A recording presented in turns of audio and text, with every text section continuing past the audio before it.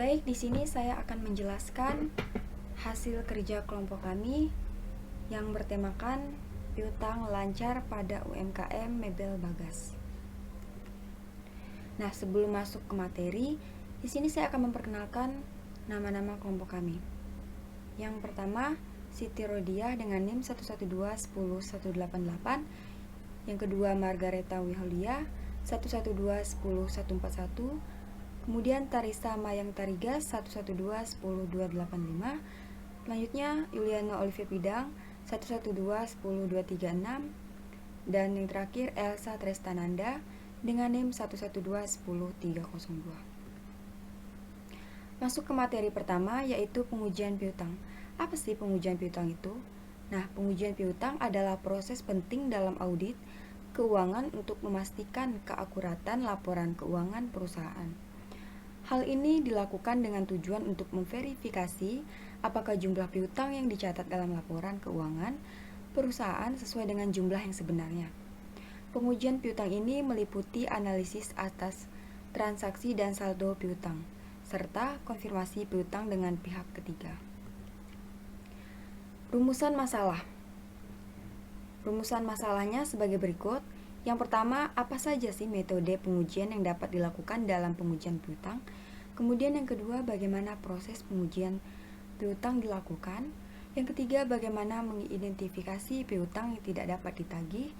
Kemudian yang keempat, apa saja risiko yang terkait dengan pengujian piutang? Yang kelima, bagaimana cara mengurangi risiko kesalahan dalam pengujian piutang? Yang keenam, bagaimana menilai efektivitas pengendalian piutang dalam perusahaan?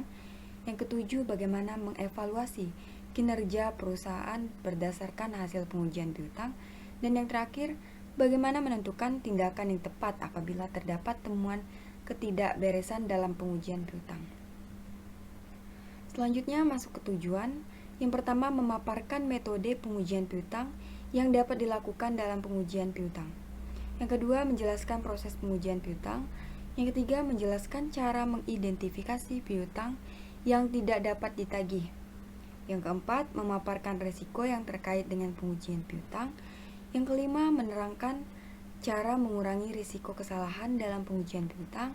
Yang keenam, menjelaskan cara menilai efektivitas pengendalian piutang dalam perusahaan. Yang ketujuh, menjelaskan bagaimana mengevaluasi kinerja perusahaan berdasarkan hasil pengujian piutang. Yang kedelapan, menerangkan bagaimana menentukan tindakan yang tepat apabila terdapat temuan ketidakberesan dalam pengujian piutang. Nah, materi selanjutnya akan dilanjutkan oleh teman saya, Wihaulia. Perkenalkan, nama saya Margareta Wihaulia dengan NIM 112-10141. Tahap auditing. Yang pertama, pengumpulan data. Yang kedua, pemeriksaan bukti-bukti. Yang ketiga, konfirmasi piutang. Yang keempat, pengujian pemulihan piutang ragu-ragu.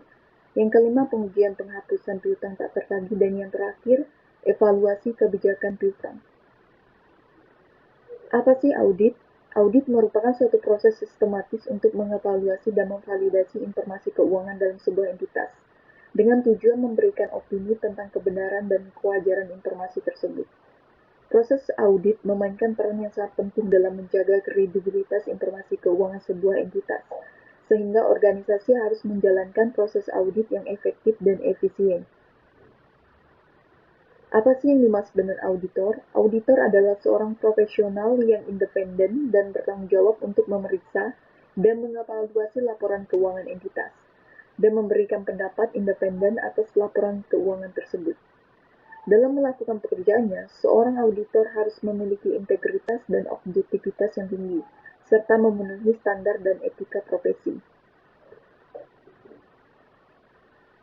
Mebel Bagas. Mebel Bagas merupakan UMKM yang bergerak di bidang furniture yang berdomisili di Ambawang. Mebel Bagas ini memproduksi segala jenis barang yang dibuat untuk memenuhi kebutuhan manusia dalam menjalankan kehidupan sehari-hari. Mebel mencakup segala macam barang seperti kursi, meja, lemari, dan sebagainya yang terbuat dari berbagai bahan dan memiliki desain yang bervariasi. Tujuan didirikan Mebel Bagas adalah mempermudah masyarakat konsumen yang memiliki furniture dengan kualitas yang sangat baik dan kompetitif. Sekian dari presentasi saya ucapkan terima kasih. Inilah contoh furniture yang berbentuk lemari, lemari hias, dan tempat sepatu. Oke, selanjutnya struktur perusahaan yang dipimpin oleh pimpinan, selanjutnya administrasi, bagian gudang, bagian produksi, bagian transportasi. Lalu proses bisnis mebel Bagas, yaitu proses pertama dengan pemesanan, proses pendataan produk, proses produksi, proses pembayaran, dan terakhir proses pelaporan. Dan ini adalah data piutang mebel Bagas yang ada pada tanggal 2 bulan 10 2022. Keterangan pembelian kursi dengan DP 10 juta dan yang ada debit, yang mempunyai debit 8.900.000. Selanjutnya tanggal 11 bulan 10 2022. Keterangan pemesanan rak perpustakaan debit 8.100.000. Selanjutnya tanggal 24 bulan 10 2022, pembelian furniture rumah 7.230.000. Selanjutnya pada tanggal 25 bulan 10 2022, pembelian furniture lainnya dengan DP 2 juta dan pembayaran 4.100.000 dengan total 6.100.000. Selanjutnya pada tanggal 27 bulan 10 2022, pelunasan kursi dan meja 8.900.000. Tanggal 29 bulan 10 2022, pelunasan furniture lainnya dengan kredit 4.100.000. Selanjutnya pada tanggal 30 bulan 10 2022, pelunasan furniture rumah pada kredit 7.230.000. Jadi total semuanya adalah 38.430.000 serta total kredit 38.430.000. Selanjutnya akan saya serahkan kepada rekan saya. Baik, di sini adalah bukti transaksi nota pembelian dari UMKM Mebel Bagas. Selanjutnya, langkah pengujian.